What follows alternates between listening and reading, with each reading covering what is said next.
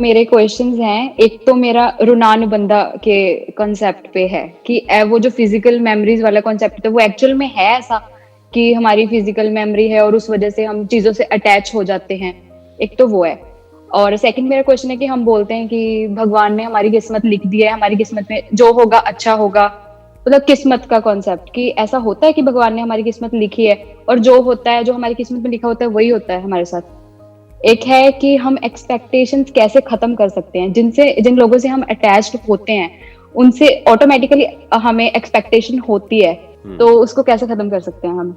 पहला आपने पूछा मेमोरी से रिलेटेड, मेमोरी का फिजिकल, आपने उससे पहले क्या वर्ड यूज करा था, कुछ बोले थे आप? ऋणानुबंधा। लाइक मैं एक चेयर पे बैठती हूँ और मैं दोबारा उसी चेयर पे जाके बैठ रही हूँ क्योंकि मेरी उसके साथ अटैचमेंट होगी। एक जगह हम किसी घर में रहते हैं तो बोलते हैं कि हमारी उस घर के साथ अटैचमेंट होगी, फिजिकल मेमोरीज उस तो टाइप आप का। ये कहना चाह रहे हो कि अगर हम उस चेयर पे बैठे तो उस चेयर के साथ में हम बंध गए हैं, this is what you are saying, right? Yes yes yes, एक तरह का एक बंधन हो गया है, यानी कि उस चेयर में हमारी मेमोरी स्टोर हो गई है और हमारे अंदर उस चेयर की मेमोरी स्टोर हो गई है और हम उस चेयर के साथ में बंध गए हैं। अब वो चेयर हमको अट्रैक्ट कर रही है और हम चेयर की तरफ अट्रैक्ट हो रहे हैं। That's what you are thinking, right? Yes yes yes, exactly. अगर आप किसी पर्सन की बात करते तो ये लॉजिक समझ आता कि आप किसी पर्सन के टच में आए या उसके कांटेक्ट में आए, अब उस टच की मेमोरी आपके माइंड में भी फीड हो गई है और सामने वाले पर्सन के माइंड में भी फीड हो गई है। बट चेयर में या दीवार में या नॉन लिविंग जो भी कुछ है उसमें, ये सब बातें अंधविश्वास की हैं। ऐसे तो हम कुछ भी मान सकते हैं, there is no scientific foundation to it. Chair के लिए तो सब बराबर है, कोई भी पर्सन हो, किसी भी रिलीजन का हो, किसी भी कंट्री का हो, मेल हो फीमेल हो, चेयर को उससे कोई फर्क नहीं पड़ता है। अगर हल्का सा भी ऐसा कुछ होता तो चेयर भी कुछ ना कुछ रिएक्शन देती ना कुछ करती ना। तो ये सब अंधविश्वास है, मानने को हम कुछ भी मान सकते हैं। अब दूसरा जो आपका क्वेश्चन है उसमें कई अलग अलग एस्पेक्ट्स आपने एक साथ में टच कर दिए। नंबर 1 आपने बात करी किस्मत की, और किस्मत के साथ में आप क्या कॉन्सेप्ट जोड़ रहे हैं? भगवान। भगवान मतलब क्या? पहले तो उस कॉन्सेप्ट को क्वेश्चन करना पड़ेगा और खुद उसको एक्सप्लोर करना पड़ेगा कि जिसको भी हम भगवान समझ रहे हैं वो क्या है, या जिसको भी हम भगवान कह रहे हैं वो क्या है। नंबर 1। नंबर 2, जो इसका जो दूसरा एस्पेक्ट है कि किस्मत। नाउ व्हाट इज किस्मत? एक बार थोड़ा सा ध्यान से समझने की कोशिश करते हैं। क्या किसी भगवान ने लिखी है या हम सब मिल करके किसी एक की किस्मत लिख रहे हैं और हम ब्लेम किसी और पे डाल रहे हैं?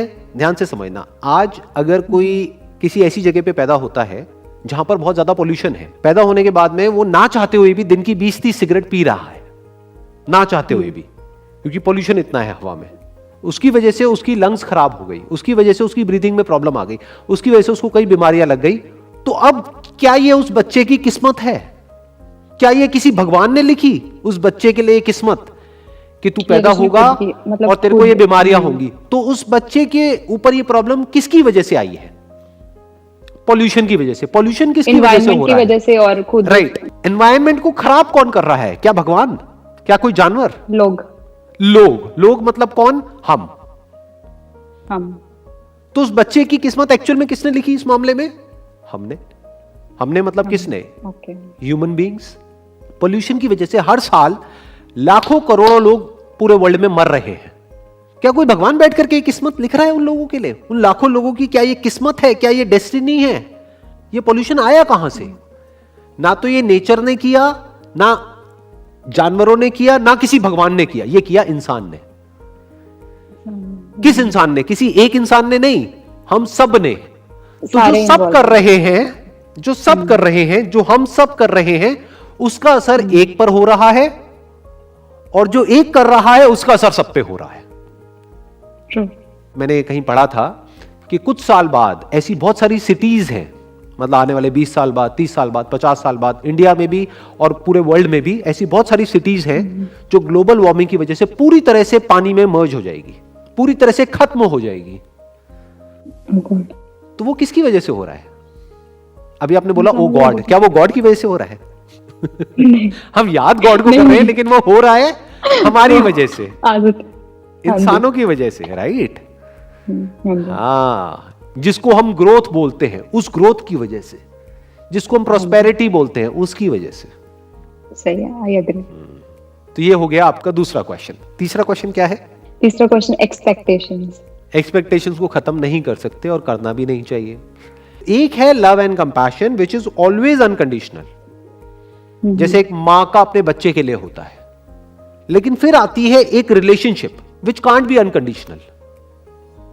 फॉर एग्जाम्पल, एक माँ बेटे के रिलेशन में प्रॉब्लम क्यों आने लग जाती है? बचपन में तो सब कुछ बड़ा अच्छा चल रहा होता है, बड़े होते ही क्या हो जाता है? जैसे उस बेटे की शादी होती है, क्या हो जाता है? ये सास बहू की कहानियां सुनी है ना आपने? अरे सीरियल्स हैं इतने सारे, मेरे को कुछ बोलने की जरूरत ही नहीं है। सास अपनी बहू को मारने का प्लान बना रही है, बहू पता नहीं सास के साथ में क्या कर रही है, ये वो, मुझे तो कुछ बोलने की जरूरत ही नहीं है भाई, पूरा इंडिया देख रहा है। हाँ, सास बहू सही का बात है। क्या हो जाता है? क्या वो प्यार खत्म हो गया है माँ का अपने बेटे के लिए? प्यार तो खत्म नहीं हुआ है।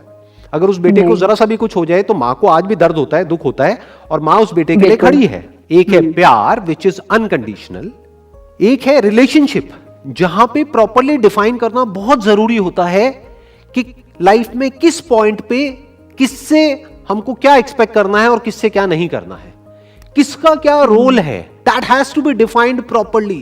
कहां पर कितनी स्पेस होनी चाहिए, कितनी नहीं होनी चाहिए, वो सब डिफाइन करना पड़ेगा। It can't be unconditional. Expectations को कभी खत्म नहीं करना है, कभी भी नहीं, स्पेशली इन अ रिलेशनशिप। आपको सामने वाले से एक्सपेक्ट करना है और उसकी जो एक्सपेक्टेशंस है वो आपको पूरी करनी है, but it must be realistic, it must not be unrealistic, it must be fair for both the parties involved. ये एक तरह का एक एग्रीमेंट है, जैसे बिजनेस में एग्रीमेंट होता है ना, एक तरह का एग्रीमेंट है, एक तरह का गिव एंड टेक है एक रिलेशनशिप में। That must be very clear, और कोई दोनों में से कोई उसको वॉयलेट नहीं करेगा कि हमारे एग्रीमेंट की ये जो अनसेड, जो हमारी ये जो रिलेशनशिप है, इसके ये टॉप 10 क्लॉजेस हैं, बाकी के जो 7 है उस पर कॉम्प्रोमाइज किया जा सकता है, बट ये टॉप 3 पे कोई कॉम्प्रोमाइज नहीं किया जाएगा। मान लो ट्रस्ट, रिस्पेक्ट, क्या ये इंपॉर्टेंट है एक रिलेशनशिप में? नहीं है।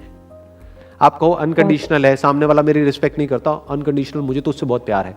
अरे तो आज आपको कुछ उल्टा बोल रहा है, कल हाथ भी उठाने लग जाएगा, फिर कब तक झेलते रहोगे? जरूरी है, जरूरी है ना? हाँ, जरूरी है। तो ये क्या है? ये कंडीशंस है।